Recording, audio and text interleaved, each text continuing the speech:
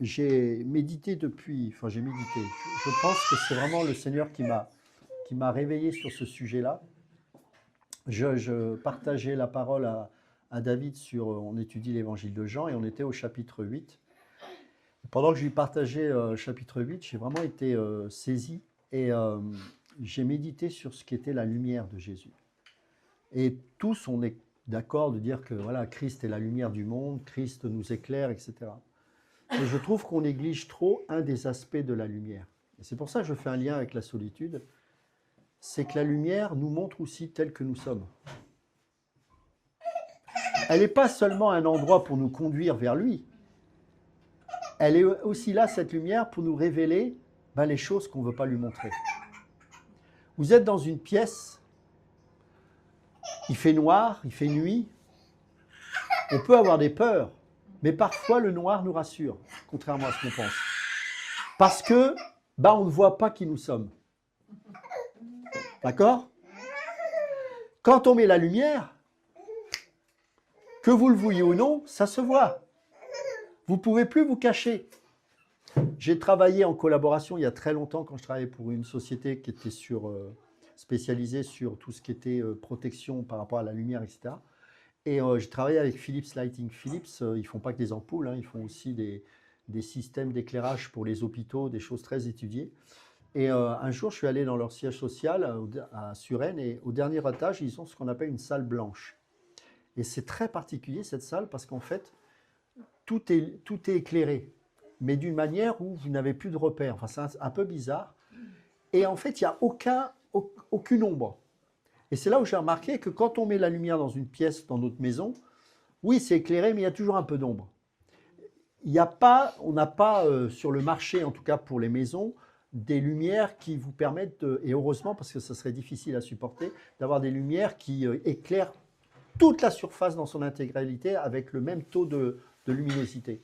Mais il existe, sachez-le, notamment pour les salles d'opération, etc., des lumières qui vous permettent de n'avoir aucune surface d'ombre. Et quand vous rentrez dans ces salles, ils appellent ça des salles blanches, c'est très particulier, c'est que vraiment, on n'est pas bien en fait, on ne peut pas rester très longtemps là-dedans.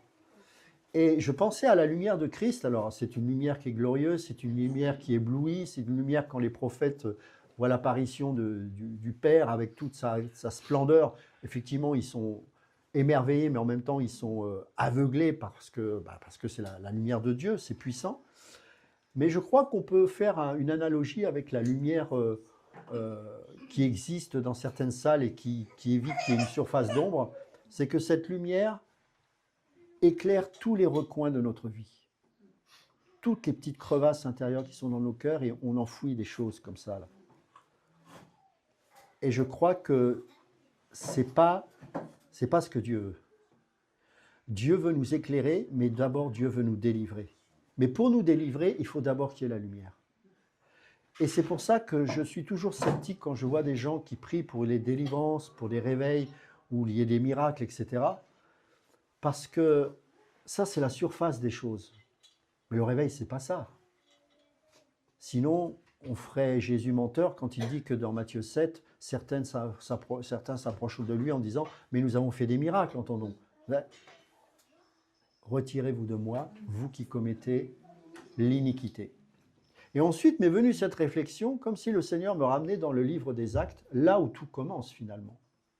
Et beaucoup de gens utilisent le réveil, utilisent le livre des Actes pour dire, voilà, le réveil c'est ça. Mais ce qui est compliqué, c'est qu'ils disent, voilà ce qui s'est passé dans le livre des Actes. Il y a eu ces différentes langues qui se sont manifestées, il y a eu la puissance de la résurrection qui s'est manifestée de manière visible, il y a eu des miracles, etc. Bref. C'est pas ça. C'est pas du tout ça. Ça, c'est la manifestation extérieure de quelque chose qui est vécu de manière intérieure. Le réveil, c'est pas l'extérieur, sinon on va faire comme dans Matthieu 7, on va être tellement focalisé sur l'extérieur qu'on oubliera que le diable fait aussi des miracles. Le diable fait aussi des miracles. Par contre, le véritable réveil vient de l'intérieur. Là où la lumière de Christ pénètre les cœurs et amène un processus de transformation. Et c'est pour ça que j'ai parfois une vision un peu pessimiste du christianisme en France, c'est que l'ego et la susceptibilité est telle que ça va être très difficile d'amener un réveil. Les gens préfèrent s'attarder sur l'extérieur, faire pousser des jambes, hein, ça c'est la grande mode en ce moment. Mais quand vous discutez avec ces gens, ils ont un sale caractère, ils sont hypocrites.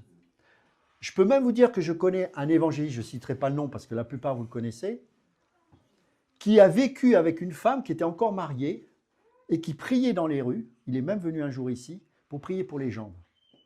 Alors si un gars comme ça fait pousser les jambes, je me dis, mais d'où ça vient ça? Ce n'est pas le réveil. Le réveil commence par un cœur pur, par une volonté d'accepter une transformation de vie intérieure, une volonté de se laisser façonner par la main du maître et la capacité de demander pardon quand on a fait du mal. Le réveil, c'est une vie qui est transformée par le Saint-Esprit.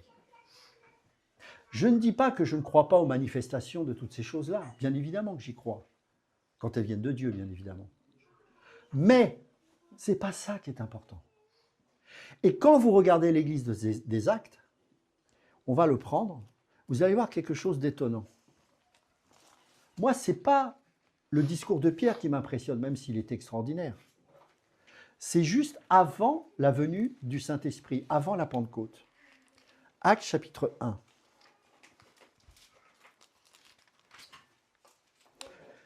Donc c'est Luc qui parle, puisque qui écrit, c'est Luc qui a écrit le livre des Actes. Cher Théophile, verset 1, chapitre 1, verset 1. Dans mon premier livre, j'ai raconté tout ce que Jésus a fait et enseigné dès le début jusqu'au jour où il fut enlevé au ciel. Avant d'y monter, il donna ses instructions par la puissance du Saint-Esprit aux hommes qu'il avait choisis comme apôtres. Après sa mort, il se montra à eux en leur prouvant de bien des manières qu'il était vivant. Pendant 40 jours, il leur apparut et leur parla du royaume de Dieu. Un jour qu'il prenait un repas avec eux, il leur donna cet ordre: ne vous éloignez pas de Jérusalem, mais attendez ce que le Père a promis, le don que je vous ai annoncé. Car Jean a baptisé avec de l'eau, mais dans peu de jours, vous serez baptisés avec le Saint-Esprit. Pourquoi c'est eux et pas les autres? Pourquoi c'est eux sur qui le Saint-Esprit devra tomber? Pourquoi c'est pas d'autres personnes? Question que je vous pose. Pourquoi c'est eux? La souveraineté de Dieu, il décide. Oui. Ça, c'est pas sympa, ça. Moi, c'est entre nous, ça, joke. Oui, est-ce que Dieu choisit n'importe qui? Enfin, n'importe qui dans le sens des gens qui vont vivre avec une vie d'une manière dissolue. Pourquoi Dieu a choisi ces gens-là? Au-delà qu'il les a choisis, évidemment, parce qu'il est souverain, parce que, Il y a ok. les gens simples, il y a les pauvres, les petits, les faibles et tout ça, il en fait des... Voilà. Ça, c'est un premier point important, effectivement. Pourquoi? Est-ce qu'ils sont meilleurs? Hein? Paul n'était pas simple, c'était un érudit. Oui, mais il a dit, j'ai considéré tout ça comme de la boue afin de gagner Christ. Non, mais je veux dire, Tu vois? le monde, il n'était pas quelqu'un de simple. Oui, c'est vrai. Oui, mais Paul, c'était Il encore était pas là présent, encore. parce qu'il était déjà Oui, du il a côté pas obscur, travaillé. et puis tu vois, Dieu l'a ramené, il a dit, regarde, moi aussi. Alors, ça, c'est une base, effectivement. Mais il y a autre chose, et je pense que, à mon avis, le plus important, il est là-dedans. Qu'est-ce qu'ils ont vécu, ces apôtres, avec Jésus? Ils l'ont suivi. Ils ont vécu, ils ont été repris par lui. Parfois, certains étaient à côté de la plaque. Mais ils ont vécu aussi un dépouillement. Ils ont abandonné certaines choses. Certains étaient pécheurs. D'autres avaient un peu de bien, d'autres n'avaient pas grand-chose quand même. Mais ils l'ont suivi. Ils ont pris le risque d'être humiliés comme lui l'a été. Est-ce que vous comprenez? Le Saint-Esprit n'est pas venu sur n'importe qui pour que la puissance, la délivrance, la guérison se manifestent. Il est venu sur des gens qui n'avaient plus d'autre choix que de s'attendre à lui. Jésus leur dira, attendez. Attendez quelque chose qui va vous donner la force de tenir et d'aller bien au-delà de ce que moi-même j'ai commencé à faire. Et ces gens-là n'avaient plus rien. Imaginez la situation. Ils quittent ce qu'ils étaient ou ce qu'ils faisaient jusqu'à présent pour suivre Jésus. Et maintenant, il est au ciel. Donc, Ils ont tout perdu en fait. Ils ont perdu leur ancienne vie et ce en quoi ils avaient mis leur espérance n'était plus là. Alors évidemment, Jésus les a prévenus, mais quand même, ils étaient dans une situation, il n'y avait plus rien. Imaginez ce matin, ce vide, ce gris, à Montargis, il n'y avait rien. Je sentais presque une angoisse quand je parcourais cette ville, parce qu'il n'y avait rien. Et si je n'avais pas Dieu, bah peut-être que j'aurais fait une dépression, parce qu'il n'y a rien. Il n'y avait plus rien. Toutes les promesses, mais Jésus, pourtant il est resté 40 jours. Bien sûr que nous, on pourrait se dire, parce qu'on le lit, oui, mais quand même, après sa résurrection, il est resté avec eux, il les enseignait, etc. Il est monté au ciel, il y a un ange qui a dit, non, mais vous attardez pas là. Voilà, mais ce n'est pas aussi évident que ça. Je vous rappelle qu'autour, il y avait les pharisiens qui n'attendaient qu'une chose, c'était de trucider tous ses disciples. Ils étaient à Jérusalem. Ils étaient dans la chambre haute, comme ils avaient l'habitude de faire, mais ils avaient l'habitude de se planquer, de se cacher, parce que ce n'était pas simple. Et Dieu ne leur reprochera pas le fait de se cacher. Il leur dit, profitez-en pour rester, attendez la venue de l'Esprit Saint. Donc il y avait ce vide, parce qu'ils avaient tout abandonné pour lui, et que maintenant, il n'est plus là. Ce vide-là. C'est quelque part ce vide dans lequel on se trouve, même si nous avons le Saint-Esprit. On a quitté ce monde, mais en même temps, il n'est pas encore revenu. Mes amis, il n'est pas encore revenu. Mais ce n'est pas une raison pour combler ce vide avec tout et n'importe quoi. Et si nous voulons vivre une vie de puissance, une vie de résurrection, il faut la consécration. Il faut la consécration. Ces gens-là avaient tout donné, mais ils avaient décidé de ne plus faire machine arrière, parce que c'était plus possible. Et là, l'Esprit Saint s'est posé sur ces 12, pas sur ces 12, mais sur les apôtres, mais pas que, dans cette chambre haute, bien sûr parce qu'il les avait choisis, bien sûr parce qu'il est souverain, mais parce que leur vie était donnée à eux totalement. Le Saint-Esprit intervient et se pose sur nos vies. Il nous fait expérimenter la nouvelle naissance. Mais je crois qu'un véritable enfant de Dieu, dans son fort intérieur, il réalise qu'il n'a plus rien. J'en suis convaincu. Il n'a plus rien. Et le sentiment que j'ai eu ce matin en prenant cette voiture, c'est que ce vide, je pouvais presque l'expérimenter physiquement, comme si j'étais en train de réaliser que si jamais, et je sais que ce n'est pas possible, mais si jamais il n'était plus là, je serais face à ce vide sans aucun espoir et sans aucune espérance, sans rien. C'est ce que peut faire la lumière sur la vie d'une personne. Elle peut nous éclairer, mais pas forcément que pour qu'on puisse sauter au plafond.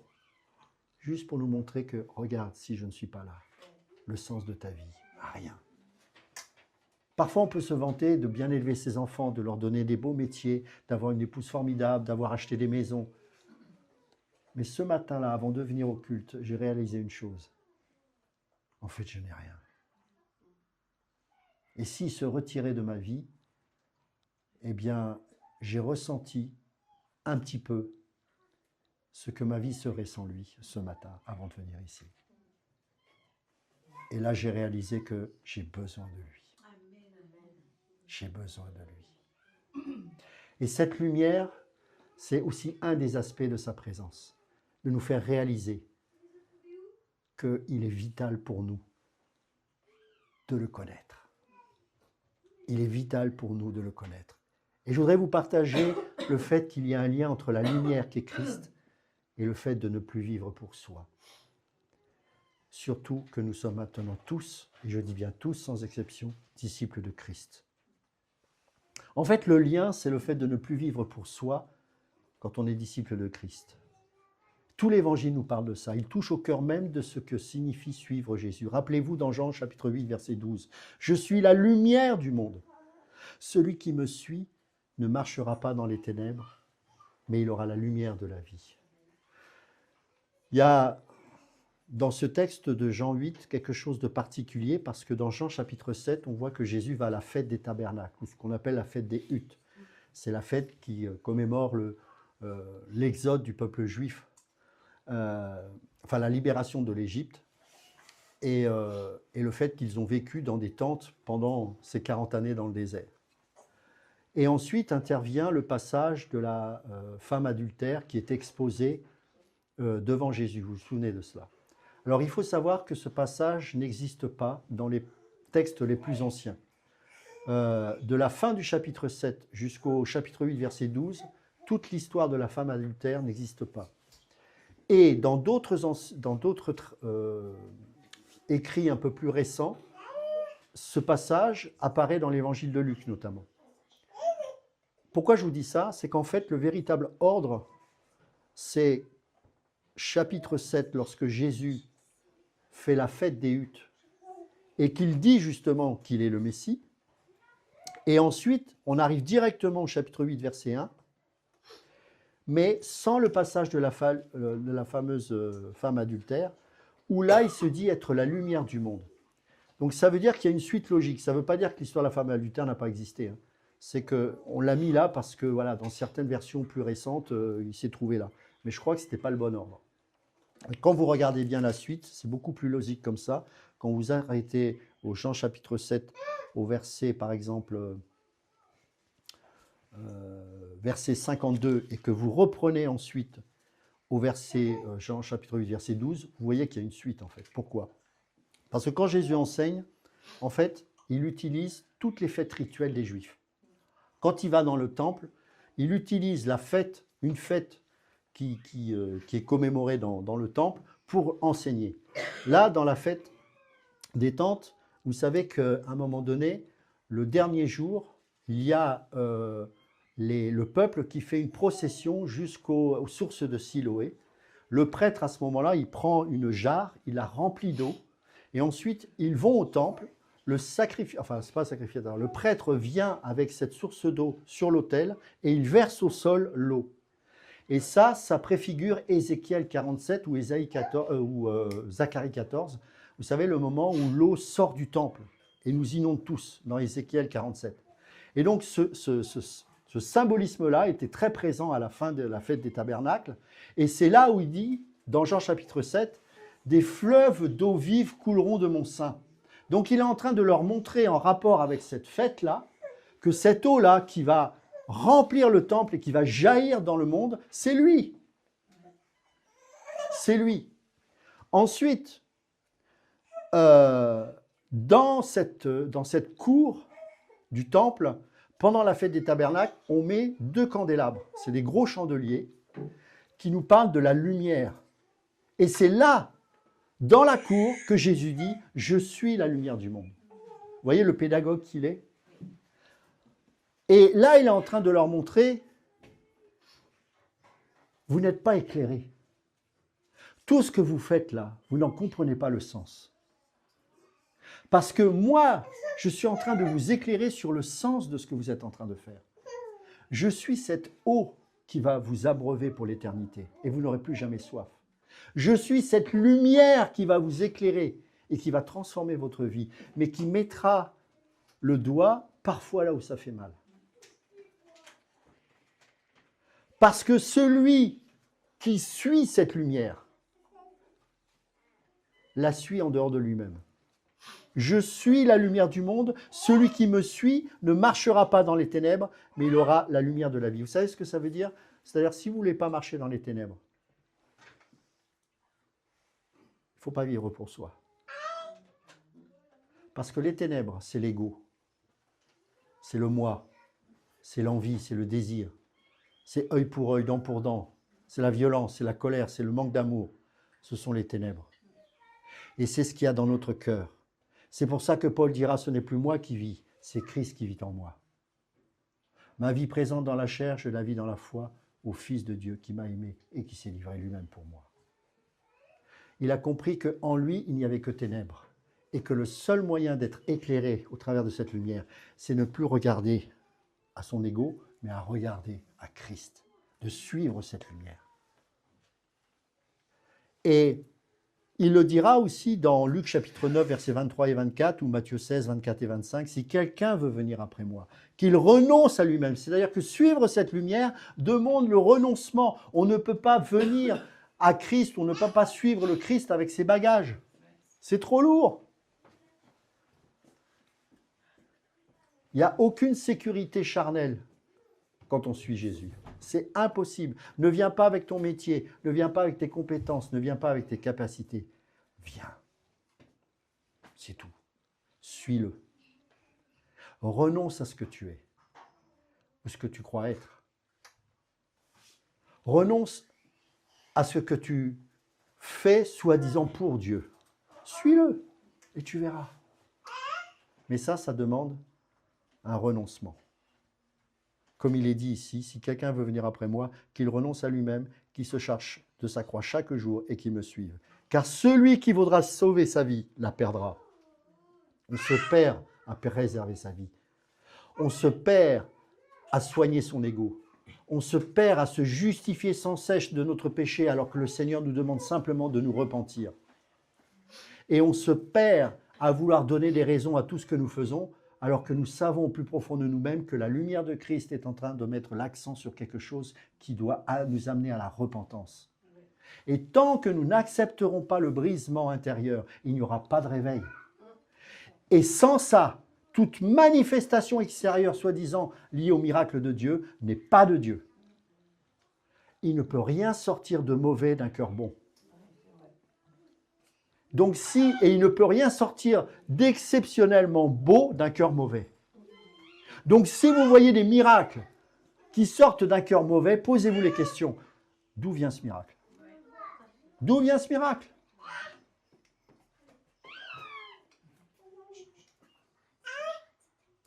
La lumière de Christ éclaire la vraie vie. La vraie vie.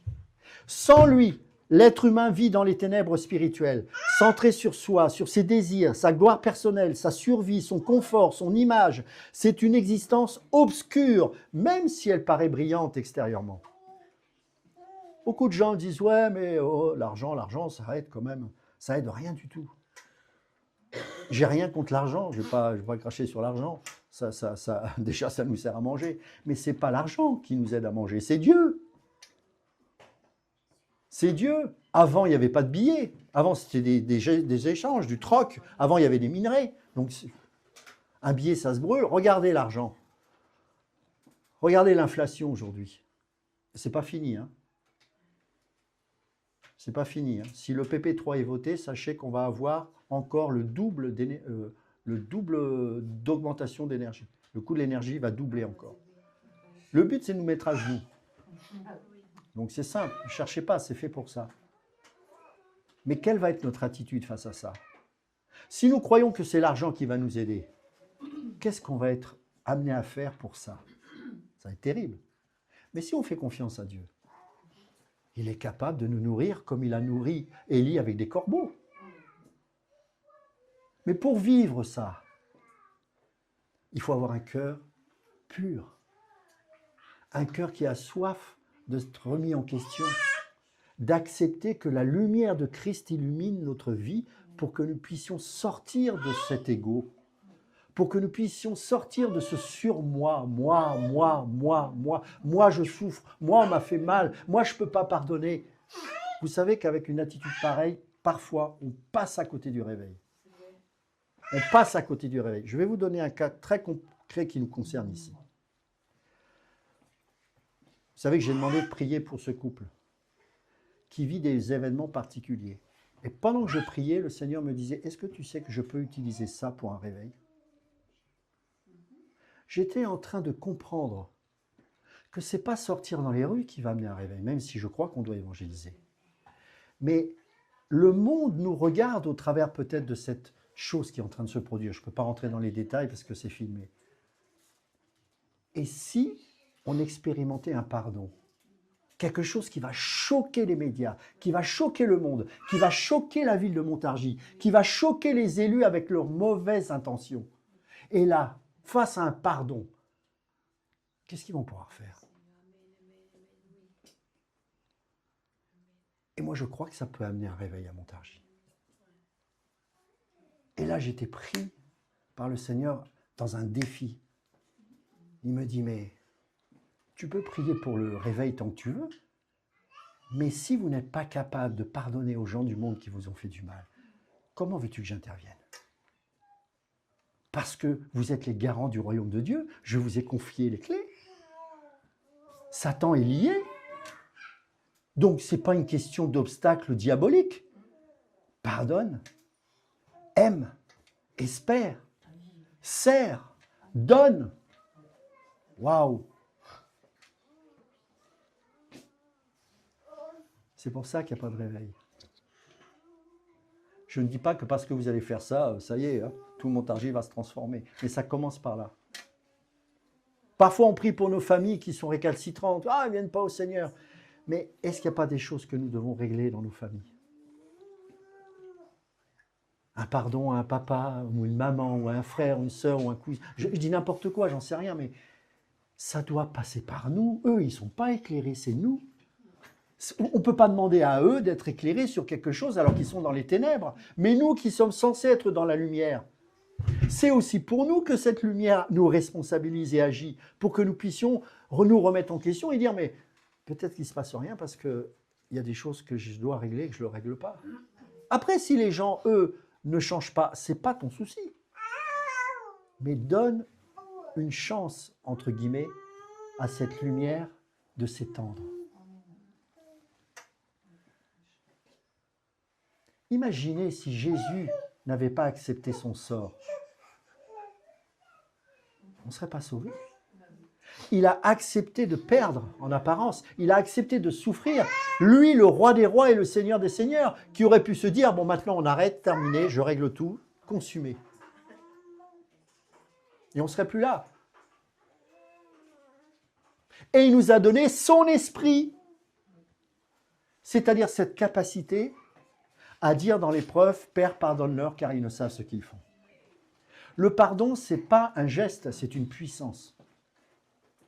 C'est une puissance, le pardon, incroyable. Un meurtrier qui tue quelqu'un et son proche lui dit « je te pardonne », il n'y a pas plus puissant que ça. Ce n'est pas un mort qui ressuscite qui m'impressionne, c'est ça qui m'impressionne. Parce que ce n'est pas possible de pardonner comme ça humainement. Ce n'est pas possible. Mais quelle puissance! Quand j'ai vu des chrétiens faire ça dans les tribunaux, j'ai vu des extraits comme ça aux États-Unis où il y avait des guerres de gangs et puis la maman chrétienne a vu son fils perdu et elle avait pardonné à son... Il y en avait qui étaient convertis à cause de ça. C'est une puissance. C'est un réveil. Quand les ténèbres se dissipent, c'est un réveil. Quand la lumière prend place, c'est un réveil. Suivre la lumière, c'est sortir des ténèbres du moi. Et quand Jésus dit « Celui qui me suit aura la lumière de la vie », il ne parle pas d'une simple adhésion intellectuelle ou morale. Suivre la lumière, c'est littéralement marcher derrière lui, sur son chemin. Or, le chemin de Jésus est précisément celui du renoncement à soi jusqu'à la croix. Lui-même a renoncé à sa gloire divine, s'est anéanti et s'est fait serviteur et a donné sa vie. Regardez ce que Paul dira dans Philippiens chapitre 2, versets 5 à 8.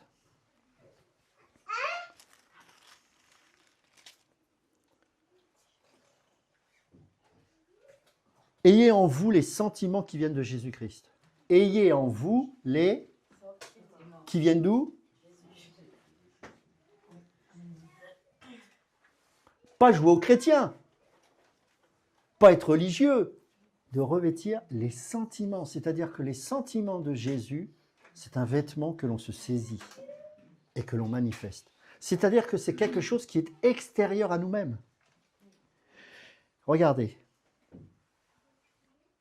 Il possédait depuis toujours la condition divine, mais il n'a pas estimé qu'il devait chercher à se faire de force l'égale de Dieu. Au contraire, il a de lui-même renoncé à tout ce qu'il avait et il a pris la condition de serviteur. Il est devenu semblable aux hommes, il a paru dans une situation d'homme, il a accepté de vivre dans l'humilité et il s'est montré obéissant jusqu'à la mort sur la croix. C'est pourquoi Dieu l'a élevé à la plus haute place et lui a donné le nom qui C'est plus important que tout autre nom.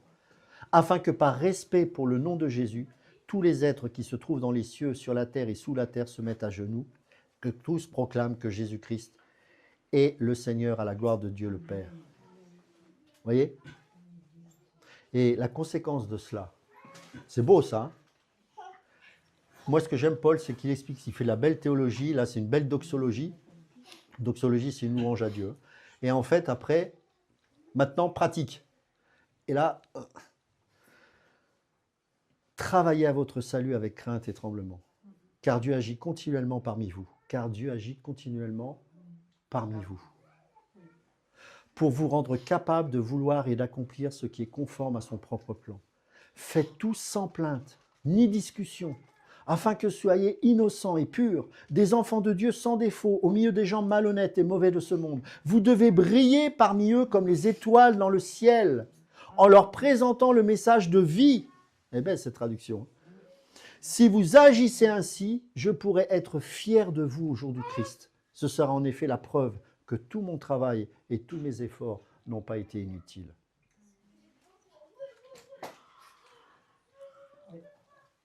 C'est pas facile. Il y a plein de gens qui rêvent de prêcher ou de je ne sais pas quoi. C'est pas simple parce qu'à un moment donné, il faut aussi nous encourager, nous édifier au renoncement. Si nous voulons véritablement un changement dans notre vie, si nous voulons un changement dans notre caractère, si nous voulons un changement dans la situation dans laquelle on se trouve, si on veut que cette ville soit impactée, si on veut que des gens viennent nous rejoindre pour entendre Christ et pas Alexandre ou moi ou Bruno, ce n'est pas le sujet. Il faut que nous puissions vivre en tant que lumière. Que nous acceptions dans notre vie personnelle qu'il y a des choses qui ont besoin d'être changées. Et comme ce matin, alors que je prenais cette route, j'étais en train de réaliser que sans lui, ma vie est vide de sens. Et que je ne peux pas me vanter d'avoir une belle famille, ce qui est le cas, d'avoir une belle situation, une belle maison, car je ne dois jamais oublier que sans lui, tout est nul. Tout est vanité.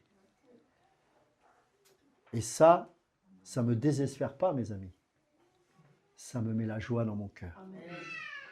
Depuis quelques vendredis, on est donc à l'enseignement de l'école d'Idache, et c'est vrai que j'interviens d'un côté beaucoup plus pratique, et je pense que le Seigneur nous amène dans une direction. Alors on a terminé avec l'Épître aux Romains au chapitre 16, mais j'étais en train d'expliquer, je dis, regardez, je ne veux pas vous faire le cours de vendredi, mais j'ai pris les salutations de Paul dans Romains chapitre 16. Alors généralement, les enseignants, ils bâclent assez Romains chapitre 16 parce que pour eux, voilà, c'est un chapitre de salutation, on passe à autre chose. C'est dommage parce qu'il y a une vraie richesse dedans. Il liste toutes les personnes de l'Église de Rome, mais aussi de ceux qui l'accompagnent. Et à chaque personne, il y a une histoire qui s'est tissée entre eux. Le bien-aimé est un tel. Priscille et Aquilas, mes compagnons d'œuvre. En fait, à chaque fois, il y a une histoire. Et le problème, c'est que quand on est malheureusement parfois dans l'ego, on est dans le confort, et même lorsqu'on croit être spirituel, on est dans une bonne église, on veut pas que ça change. On veut pas que ça change, on veut son pasteur, et bien, c'est bien, mon pasteur, il est bien, on est bien là. C'est pas ça. Il y aura des défis, il faut des défis. Il faut sortir de notre zone de confort. Et quand dans Romains chapitre 16, on voit tous ces gens-là, j'avais la vision de pont qui était en train de s'établir. C'est-à-dire que Priscille Aquilas, Phébé, la diaconesse, vous vous rendez compte que cette diaconesse, elle a pris la lettre de l'Épître aux Romains que Paul lui a confiée pour la porter à Rome. Un livre qui fait partie de l'inspiration des Écritures. Une diaconesse, Phébé. Tous ces gens-là n'étaient pas confinés dans leur petit pasteur, avec leur petite église, et puis surtout... Non, elle est sortie de sa zone de confort. Paul lui a donné une responsabilité immense, un écrit qu'elle allait transmettre à Rome et qui allait rester dans les Écritures. Paul dira dans un autre texte, « Amène-moi le manteau, va à Troas ». C'était à des jours et des jours de marche. Des gens qui ne vivaient plus pour eux-mêmes. Et il m'a ramené à l'église des Actes. Et à 2 reprises, à chaque fois qu'il y a une intervention puissante du Saint-Esprit, à savoir Actes chapitre 2, Actes chapitre 4, on voit la même chose. Ils mettaient tout en commun. Et ils donnaient de leur nécessaire. À 2 reprises, les 2 interventions, la Pentecôte et ensuite quand la terre tremble et que le Saint-Esprit encore se manifeste, donc Acte 2 et Acte 4, on voit la même chose, des gens qui ne vivaient plus pour eux-mêmes. Et si Paul a pu avoir un ministère aussi puissant, c'est parce qu'il a formé les gens à être des ponts, des liens entre les frères et sœurs de tout le bassin méditerranéen pour impacter le monde. Ils n'étaient pas cantonnés dans leur petite église de maison. Parce que l'enseignement de Paul ne les poussait pas à rester comme ça. Vous comprenez? Je me rappelle à l'époque où j'étais encore à Didasco, il y avait ce jour-là, je me rappelle une forte présence de Dieu. Et d'un seul coup, il y a une sœur, je ne sais pas, pour moi, j'avais peur qu'elle dise elle se lève. Elle dit ça suffit maintenant. Je dis qu'est-ce qui se passe? Elle dit je retourne en Amérique du Sud, dans mon pays. Je veux m'occuper des orphelins. C'est-à-dire que l'enseignement l'a poussée à sortir de sa zone de confort. Elle était immigrée dans une situation illégale. Elle a dit maintenant je sors de là, je retourne dans mon pays, j'obéis à Dieu et je veux toucher le cœur des orphelins. La parole de Dieu, ça doit faire sortir de nous, de nos gonds, de notre salle et dire j'y vais. Même si je dois mourir, j'irai. On ne peut pas avec le Saint-Esprit rester confiné dans un lieu, dans un endroit, dans une situation qui nous... Oui, c'est sûr, on est bien, mais on est en train de mourir. Je ne parle pas d'ici, je parle en général. Mais j'ose espérer qu'on ne peut pas se contenter d'être là. Je ne parle pas de l'endroit physique encore. Je parle de quelque chose de plus grand, de quelque chose... Si on croit que Dieu fait une œuvre là, ça veut dire qu'on est là parce que peut-être qu'on est un instrument pour cette ville. Si on vit des moments au travers de ce couple un peu compliqué, c'est peut-être une porte qui nous est offerte. Si Dieu nous a donné Bruno avec cette situation, avec ses connexions, avec ses liens, ce n'est pas le hasard. Il n'y a pas de hasard. Mais on peut retenir des Bruno, on peut retenir, comment dirais-je, des Neil, des Will, de toutes ces personnes-là, parce qu'on préfère rester comme on est. Et là, on va tuer les dons. Et on va frustrer des frères et sœurs qui ont envie d'aller plus loin. Parce que la parole qui est prêchée les pousse à sortir de leur zone de confort et à sortir d'eux-mêmes. Quand Paul enseignait, il y avait des diaconesses, il y avait des évangélistes, il y avait des gens qui avaient le feu et qui disaient « je sors ». Pourquoi? Parce qu'à la Pentecôte, ces gens n'avaient plus rien, ils n'avaient plus d'autre choix que d'attendre le Saint-Esprit, car sans lui, c'était impossible de vivre Dieu. Et même au bout de 20 ans de christianisme, on doit réaliser ça. Ne plus vivre pour soi, c'est la conséquence naturelle de marcher dans sa lumière. Dans les ténèbres, on vit pour soi, l'égoïsme, l'orgueil, la recherche de soi, mais aussi son petit confort spirituel, sa petite assemblée, son pasteur qu'on aime bien. Ce n'est pas votre cas, je vous rassure. Je suis béni avec vous et c'est merveilleux. Mais je parle en général. Dans la lumière de Christ, on voit clair, on découvre que la vraie vie, la vie pleine, éternelle, lumineuse, ne consiste pas à sauver sa vie pour soi, mais à la perdre pour lui. Paul exprime magnifiquement cela. J'ai été crucifié avec Christ et si je vis, ce n'est plus moi qui vis, c'est Christ qui vit en moi. Ou encore, car l'amour du Christ nous presse afin que ceux qui vivent ne vivent plus pour eux-mêmes, mais pour celui qui est mort et ressuscité pour eux. 2 Corinthiens chapitre 5, versets 14 et 15. La lumière révèle les impuretés de nos cœurs. L'homme qui vient avec sa justice propre. Mais moi, Seigneur, j'obéis à tous les commandements. Moi, je suis un bon chrétien, moi. Attends, t'as pas vu mon tableau de chasse de conversion? Moi, je suis évangéliste, moi. Oui, il te manque une chose. Vends tout ce que tu as et suis-moi. Ah, excuse-moi, j'ai un coup de fil. Avec mon smartphone, d'ailleurs, qui sonne. J'ai une notification. Il faut que j'y aille. Eh oui. La seule chose qui te manque, c'est ce qui t'empêche de le suivre. C'est terrible, hein? Et combien de fois cette petite voix de l'esprit nous parle? L'abandon. Il y en a d'autres, ça a créé quelque chose d'extraordinaire. Zaché. La maison, Jésus lui-même sera émerveillé de dire, le salut est entré dans cette maison. Zachée, il a dit, bon, toutes ces richesses injustes, là, tout ce que j'ai piqué, hein, parce que quand on prélevait l'impôt, on en prenait aussi, on en mettait dans sa poche. Il a tout donné. Jésus dira, le salut est entré dans cette maison. Vous voyez, la lumière révèle les cœurs. Certains très riches refuseront de le suivre parce qu'ils ont peur de perdre ça. Mais d'autres, alors que Jésus ne lui demande rien, vont accepter de tout donner de leur richesse. Parce qu'ils ont découvert le plus beau des trésors qui était Jésus.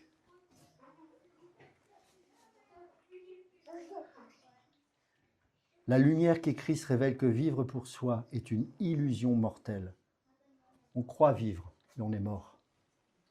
Elle appelle à sortir de cette illusion par le renoncement et la croix. Elle donne ensuite la vraie vie, une existence où Christ vit en nous et à travers nous, tournée vers Dieu et vers les autres.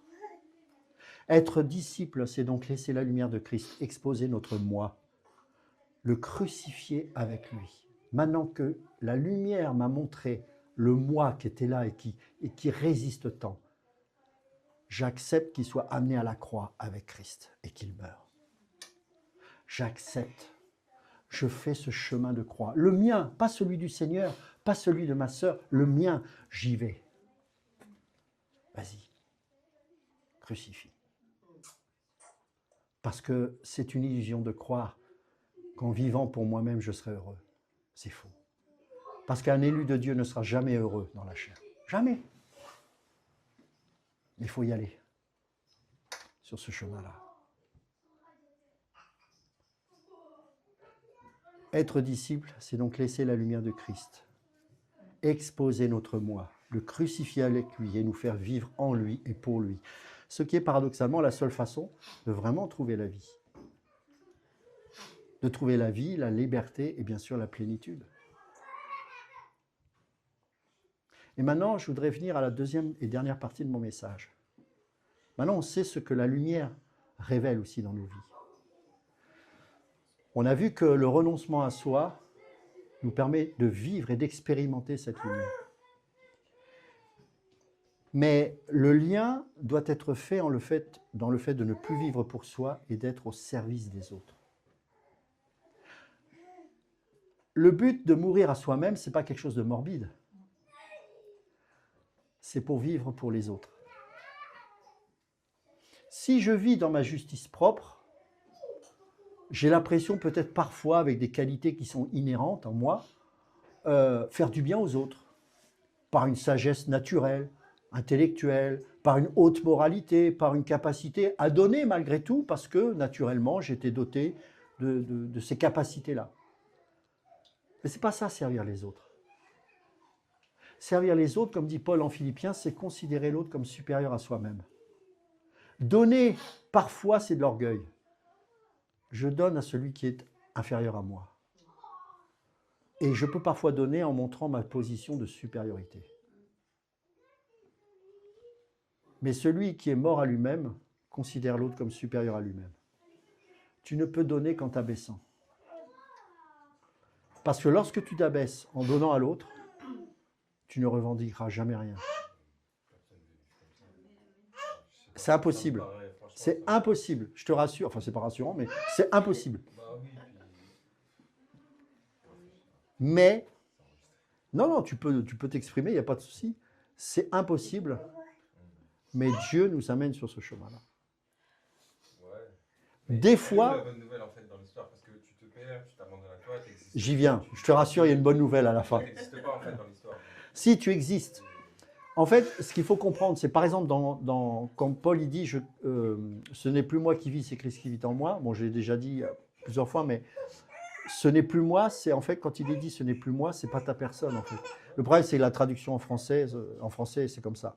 Mais en fait, il faudrait dire ce n'est plus ego qui vit, c'est Christ qui vit en jeu. Oui, mais si tu n'as plus d'ego, tu ne fais plus rien. Enfin, je veux dire, un mec qui n'a pas d'ego, c'est un mec qui va nulle part, il reste là. Si. Oui, il est piloté, il est télécommandé par Dieu, mais en fait, concrètement, tu n'es plus rien.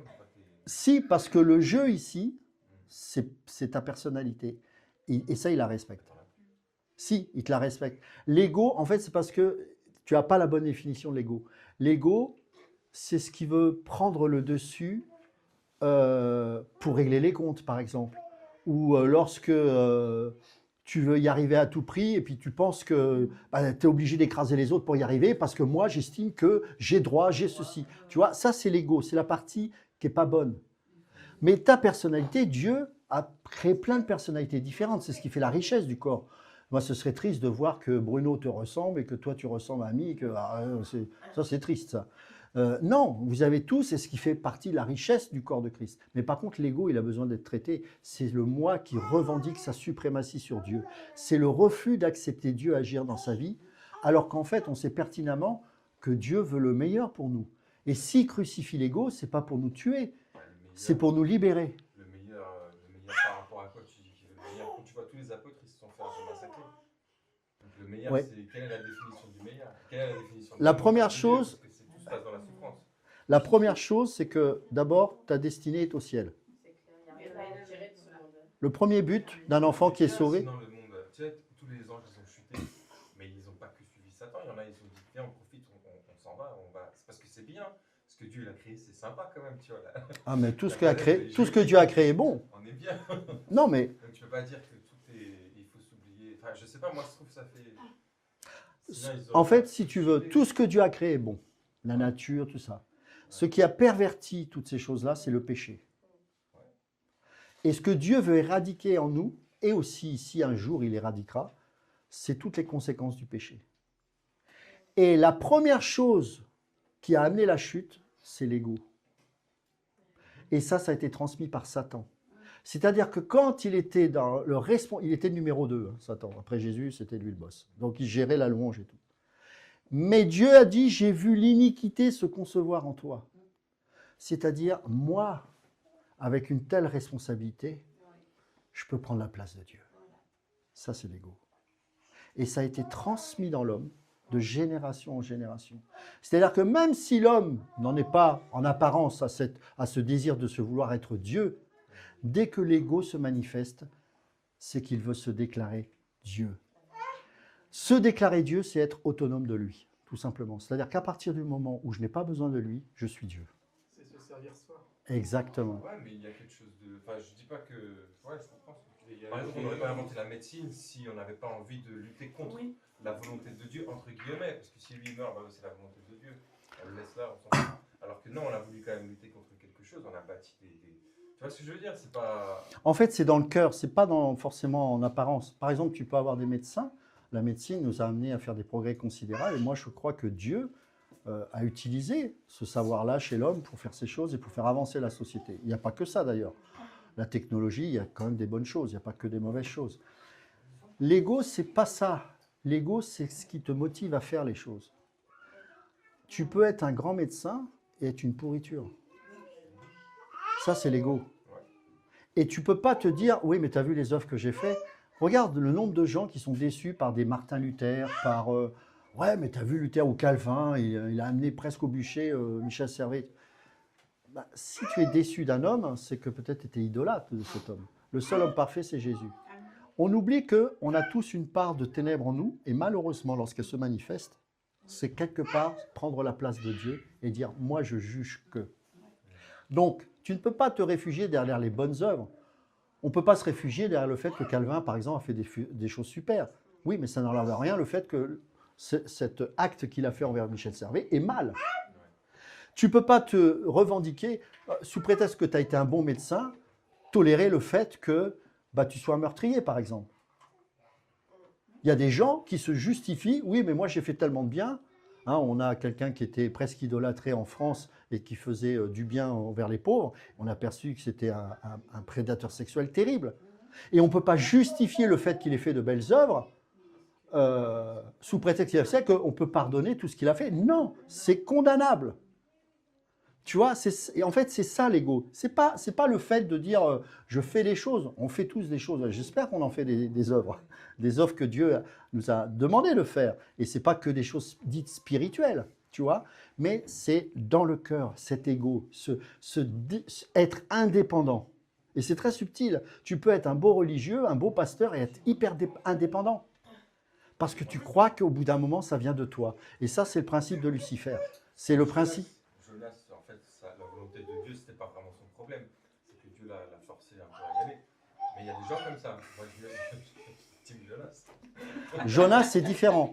Jonas, c'est parce qu'il savait que Dieu est miséricordieux et qu'il n'avait pas envie que Dieu manifeste sa miséricorde envers des habitants de Ninive. Ouais, donc Tu vois?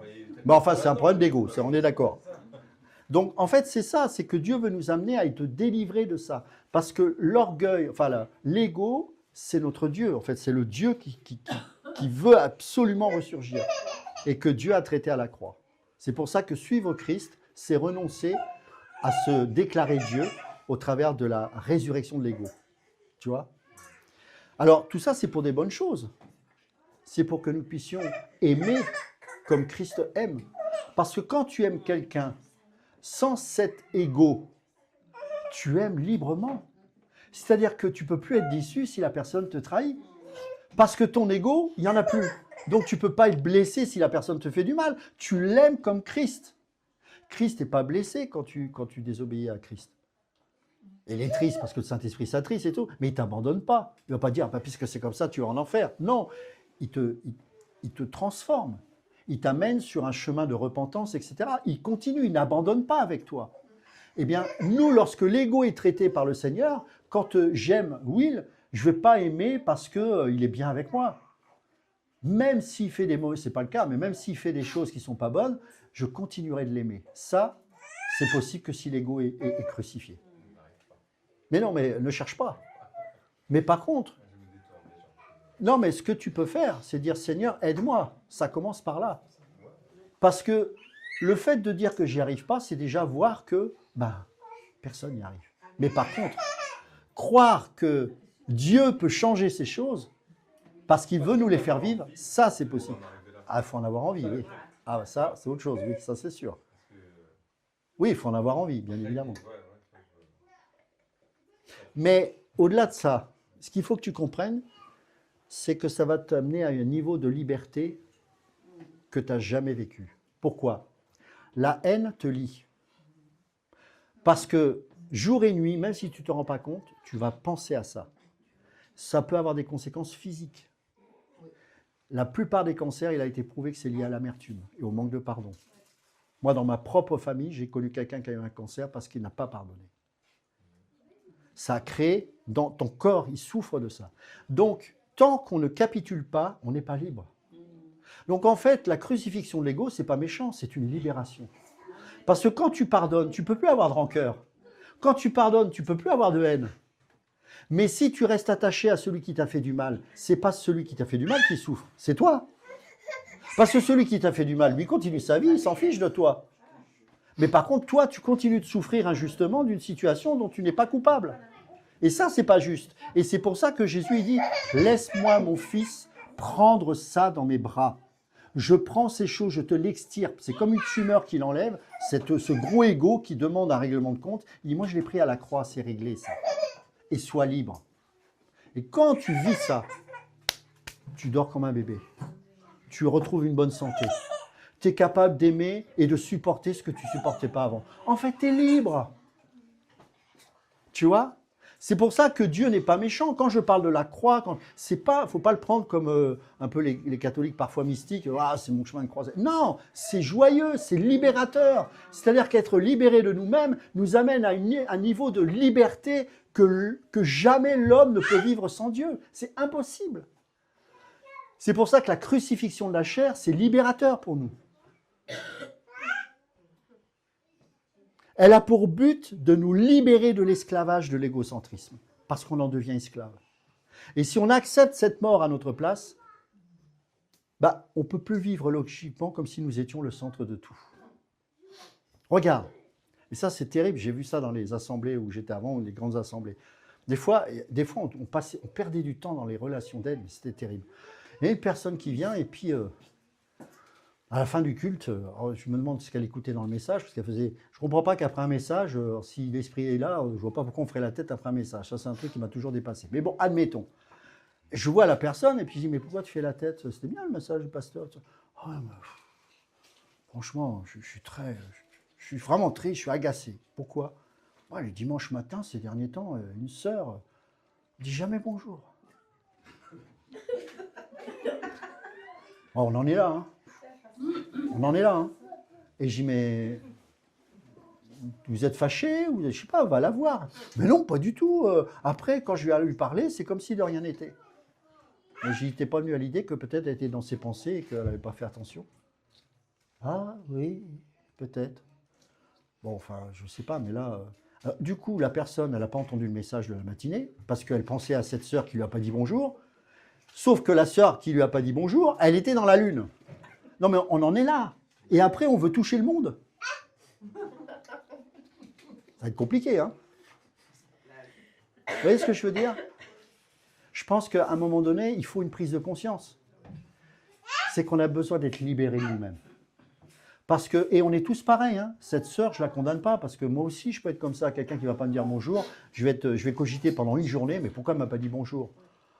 Et si on lâchait prise un peu? Tu vois? Et regardez les conflits qu'on a dans les familles, très souvent, c'est une histoire d'ego. Parfois, vous avez des personnes qui demandent pardon, mais l'autre en face, dans une famille chrétienne, l'autre en face est toujours en train de régler les comptes. Dire, mais je t'ai demandé pardon, qu'est-ce que tu veux que je fasse de plus? Si c'est réparable, je répare, c'est pas réparable. Voilà. Si c'est sincère, évidemment. Hein. Mais à un moment donné, il faut qu'on sorte de tout ça. Tu vois? Et c'est ce qui a amené Jésus à pardonner ceux qui lui ont craché au visage. Et c'est pas morbide, c'est joyeux, c'est libérateur. Qu'est-ce que c'est bien de ne plus être dans la haine? Qu'est-ce que c'est bon de ne plus... Laisse-les te maudire, laisse-les... Sois en paix, toi tu es libre. S'ils décident de ne pas être libres, c'est leur problème. Toi, vole. Du verbe voler, hein, comme un oiseau. Hein. J'explique parce qu'il y en a qui vont dire... Le Saint-Esprit t'a libéré de tout ça. Et c'est comme ça qu'il va pouvoir agir dans un processus de transformation. En fait, le plus vivre pour soi, c'est une redirection totale de ta vie. Ta vie prend un autre sens. Tu vois? Par exemple, et ça, alors ici, je bénis Dieu, bon, vous aimez la parole, donc, mais souvent, je remarquais dans les grandes assemblées, il y avait des gens, on va prêcher pendant, voilà, on va... Et puis il y a des gens qui sont toujours préoccupés, on le voit, ils sont pas là. Ou alors ils sont en cachette sur un truc. Là, et je dis, mais pourquoi tu viens?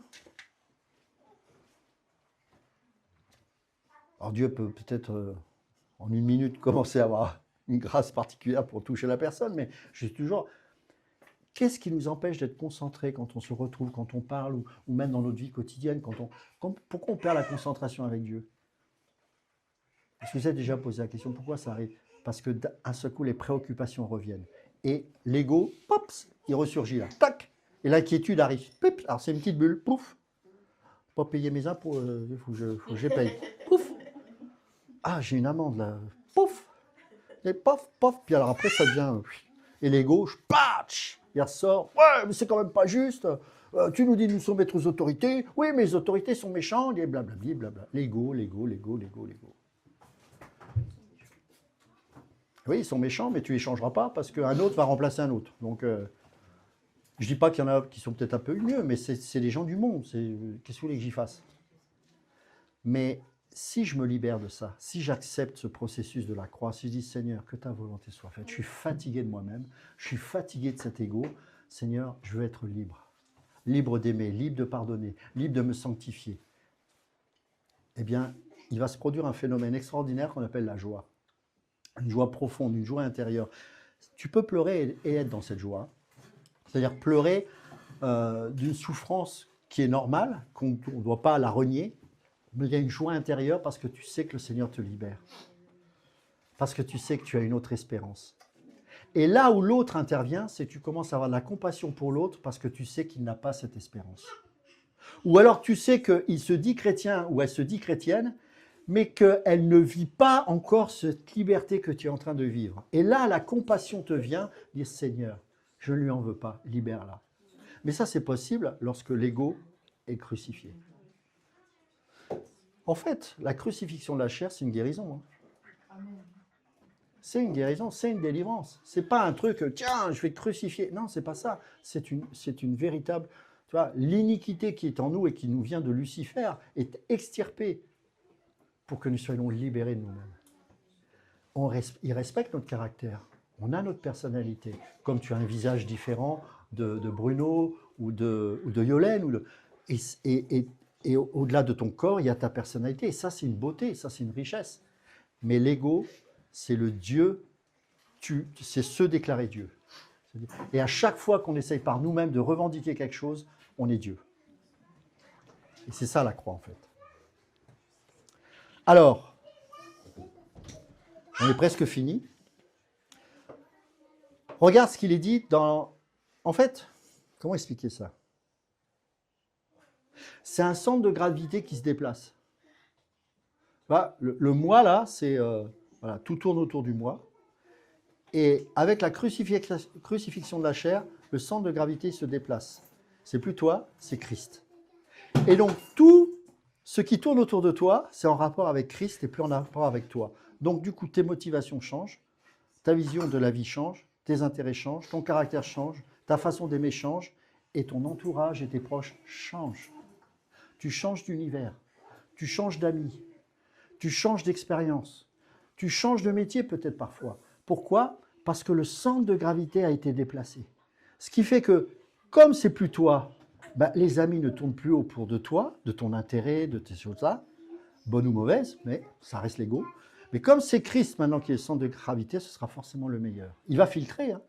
Il va dégager les choses, mais il va amener des choses vertueuses. Des frères et sœurs saints, une assemblée, des amis, une épouse peut-être un jour qui fera que, waouh, ah mais je ne savais pas qu'une femme de Dieu c'était ça. Alors pour l'instant tu crois que c'est dur, mais peut-être qu'il a préparé quelque chose de meilleur. Non, moi, je suis pas du genre à dire ça, moi. C'est à la fin, tout ça. C'est pas la situation. C'est à la fin, oui. C'est pas la situation qui compte. C'est le regard que tu auras sur cette situation qui va changer. Le mur de cette maison, bon, ça peut s'écrouler, c'est une guerre, mais le mur sera toujours là. Tu peux dire au nom de Jésus, brise-toi, il sera là le mur. Mais ton regard sur ce mur est déterminant. Ce mur peut être un obstacle, mais peut-être qu'il peut être, avec les yeux de Dieu, une bénédiction, parce que c'est ce qui permet de regrouper les frères et sœurs. En fait, tout ça, c'est une question de regard. Tu n'as pas besoin que la situation change. Ce que tu as besoin, c'est que ton regard change sur la situation. Et c'est ça que le Seigneur produit en nous, tu vois. Servir les autres, en fait, devient l'expression concrète de ne plus vivre pour soi. Quand tu sers les autres, c'est là que tu réalises que tu ne vis plus pour toi. Quand tu es soucieux de l'intérêt de l'autre, hein, quand il est dit comme, de considérer l'autre comme supérieur à... Voilà, c'est ça, Philippiens 2, 3 et 5. Ne faites rien par esprit de parti ou par vaine gloire. D'autres traductions disent par esprit de rivalité ou par vaine gloire. Mais que l'humilité vous fasse regarder les autres comme étant au-dessus de vous-même. Que chacun de vous, au lieu de considérer ses propres intérêts, considère aussi ceux des autres. Ayez en vous, et c'est en cela qu'on a les sentiments de Jésus-Christ, ayez en vous les sentiments qui étaient en Jésus-Christ, etc., etc. C'est mourir à l'orgueil, mourir à l'égoïsme, c'est regarder les autres comme supérieurs, c'est-à-dire dignes d'intérêt. Même si parfois ils sont à côté de la plaque, c'est pas grave, parce que nous aussi on l'est parfois. C'est le lavement des pieds, hein, rappelez-vous dans Jean chapitre 13, versets 14 et 15. « Si donc je vous ai lavé les pieds, moi le Seigneur et le Maître, vous devez aussi vous laver les pieds les uns les autres, car je vous ai donné un exemple, afin que vous fassiez comme je vous ai fait. » Quel exemple, hein? Le Maître devient serviteur. Les disciples deviennent serviteurs les uns des autres. Romains chapitre 14, verset 7, que chacun de nous ne vit pour lui-même et aucun ne meurt pour lui-même. Cette logique s'étend immédiatement, bien sûr, au service fraternel, de ne pas juger, de ne pas faire trébucher l'autre, d'édifier l'autre. Celui qui voudra sauver sa vie la perdra, mais celui qui perdra sa vie à cause de moi et de la bonne nouvelle la sauvera. Marc 8, 35. Chercher à sauver sa vie, c'est-à-dire vivre pour soi, c'est la perdre vraiment, parce que ça provoque l'isolement, le vide et la frustration. La perdre, c'est-à-dire ne plus vivre pour soi, mais se donner aux autres, c'est la trouver vraiment, parce que ça provoque la joie la plénitude, ça donne du sens et de la communion. En fait, ne plus vivre pour soi, comme je te le disais tout à l'heure, c'est pas un vide, une espèce d'ascèse stérile, un peu comme un moine là, qui est en train de se fouetter et de dire « Ah, je renonce à moi ». C'est une libération qui crée de l'espace pour que Christ vive en nous, tout simplement. Et quand Christ vit en nous, il nous pousse naturellement à servir les autres parce que c'est sa nature même. Car l'amour se donne. Le service des autres n'est donc pas une obligation morale en plus, c'est la preuve visible et la fructification naturelle du fait qu'on ne vit plus pour soi, mais pour celui qui s'est donné pour tous. C'est le même mouvement en fait. Mourir à soi, vivre pour Christ, vivre pour les autres. Mourir à soi, vivre pour Christ et vivre pour les autres. Pour terminer, et je voudrais que ce soit un encouragement pour nous en tant qu'Église locale, je voudrais vous donner mon témoignage que j'ai vécu et que je n'ai jamais oublié. J'ai vécu au Cameroun il y a quelques années de ça. On se partageait avec un homme de Dieu les prédications. Moi, c'était le matin, lui, c'était le soir. C'était un temps incroyable, il y avait beaucoup de monde. Et le matin, c'était un matin, je commençais à partager la parole. Et d'un seul coup, il y a un frère camerounais qui se lève et qui se met à crier sur moi en disant « Ne m'en veux pas, mais je ne supporte pas quand tu parles. » Et là, j'étais saisi et je dis « Mais pourquoi, mon frère ?» Il dit « Parce que vous, les Blancs, vous nous avez fait trop de mal. » Et c'était vrai. Et c'était vrai. Et là, j'étais vraiment saisi et j'ai dit « Je te demande pardon. Je te demande pardon au nom de mon pays, au nom de la France, parce que oui, 70% des terres appartiennent à la France. La France a exploité la misère du peuple camerounais et même l'évangile a été utilisé à cela. Et moi, en tant que Français, parce que je représente mon pays, je te demande pardon. Et je te prie, si tu veux bien, d'accepter une chose. C'est que, et je demandais à un frère d'amener un seau d'eau, je puisse te laver les pieds. Et là, il me dit, jamais tu feras ça. J'ai dit, je ne peux pas t'obliger, mon frère. Mais je sais que si on le fait, le ciel va s'ouvrir. Il dit, d'accord, mais moi aussi, je laverai tes pieds. J'ai dit avec joie. On s'est lavé les pieds mutuellement. À l'instant, le ciel s'est ouvert. Un pasteur a confessé son homosexualité devant sa mère. J'ai vu des choses et j'étais spectateur d'un réveil, d'un mini-réveil dans cet endroit où il n'y avait qu'une centaine de personnes. Sa mère qui criait à son fils, « Je te demande pardon, mon fils. » Pendant 20 minutes, j'ai regardé les frères et sœurs se mutuellement confesser leurs péchés, se demander pardon. J'ai compris une chose, c'est que le réveil doit passer par là. Ce n'est pas le miracle. Le vrai réveil, c'est ça. Demander pardon. Même si on n'est peut-être pas à l'origine de cette chose, mais on représente un peuple qui a fait du mal à un autre. D'accepter de demander pardon. Ça n'a pas que libéré cet homme. Peut-être que la conscience de ses frères et sœurs qui m'écoutaient avait ça enfoui en eux. Et ça a libéré le désir de se repentir et devenir véritablement un Dieu. Nous pleurions tous, on était spectateurs de cette scène. Personne n'intervenait. Moi, je n'ai même pas prié pour les gens, je regardais. Et les gens priaient les uns pour les autres, s'embrassaient, se pardonnaient. Voilà la puissance de l'évangile, mon frère. Quand je suis reparti de là, je n'ai jamais oublié cette scène. J'ai vécu des choses pas forcément top, mais ça, je sais que c'était de Dieu. Et je sais une chose, c'est que l'évangile doit passer par là. Imaginez si à Montargis, on expérimente ça. Imaginez que le mal, comme disait Paul, est peut-être une occasion pour nous de transformer les choses en bien. Imaginez de demander pardon à une autorité ou à un voisin ou quelque chose qui nous fait terriblement de mal. Imaginez ce que Dieu peut faire. Combien de cœurs peuvent être libérés?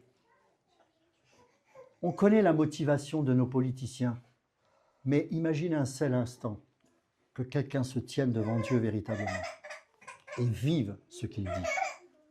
Je suis sûr que ça peut toucher certaines de ces personnes. Je suis sûr que ça peut toucher des autorités, comme ça a été le cas au début de la naissance de l'Église. Si vous le croyez, eh bien je vous invite à le vivre et à aspirer dans vos prières à cela, à dire « Seigneur, je suis ce que je suis. J'ai fait mes erreurs, Mais Seigneur, je me place devant toi. Oui, je prends le risque. Je prends le risque. Je ne sais pas où tu veux m'emmener. Mais je sais que tout ce que tu fais est bon et que tu ne veux pas me détruire. Mais je prends le risque de t'apporter mon ego. Parce que c'est un risque.